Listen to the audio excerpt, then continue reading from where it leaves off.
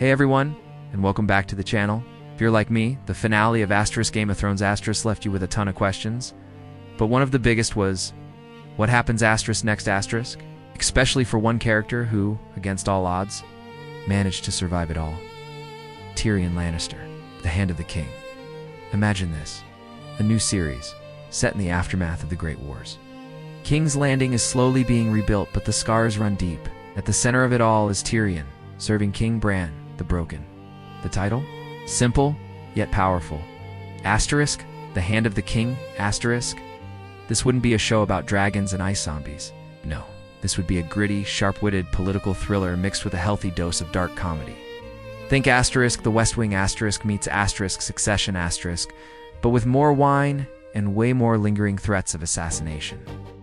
The main game is no longer for the Iron Throne itself, but for the soul of the newly forged Six Kingdoms. Tyrion's new life is a paradox. He finally has the power and respect he always craved, but he's serving a king who sees everything, past, present, and future. How do you advise a monarch who already knows the outcome of every choice?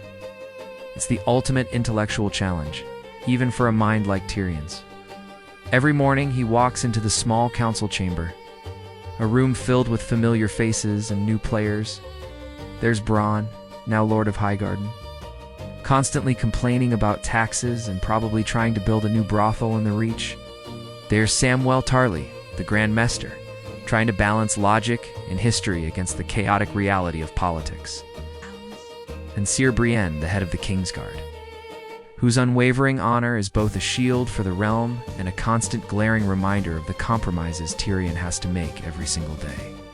But peace is fragile. In the shadows, conspiracies are brewing. Not everyone was happy with how the Game of Thrones ended. Disgruntled lords from the Westerlands, who feel abandoned by the last Lannister, start plotting.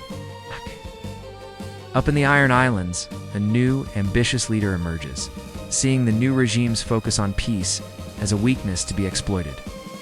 And let's not forget Essos. The slaver cities were disrupted, but not destroyed. What happens when they see an opportunity to reclaim their power, or worse, seek revenge on the ones who broke their chains? The central theme would be Tyrion's quest for redemption. Not just for himself, but for the tarnished name of House Lannister. He's the last one left, and he carries the weight of Tywin's cruelty, Cersei's madness, and Jaime's complicated legacy. He wants to prove that a Lannister can build, not just destroy. He wants to be remembered not as the imp, but as the hand who healed a broken kingdom. This journey wouldn't be easy. His wit is his greatest weapon, but he's in a world that still often values brute force. We'd see him navigating assassination attempts, not with a sword, but with a well-placed rumor. He'd dismantle a conspiracy, not with an army, but by turning his enemies against each other with a few carefully chosen words over a flagon of Dornish red. We'd get to see the master manipulator at his absolute best, but this time, he's manipulating for the good of the realm. The show would dive deep into the personal cost of this power. Tyrion is a lonely man. He's surrounded by people, but truly understood by none. His nights would be spent in the quiet of his chambers in the Tower of the Hand, poring over ledgers and maps, a glass of wine his only confidant. We'd see flashbacks, not just to the wars we know, but to his childhood, to the moments that shaped his cynicism and his surprising capacity for empathy. What were his conversations with his brother Jaime really like? What wisdom, however twisted, did he glean from his father Tywin? And what about his relationship with King Bran?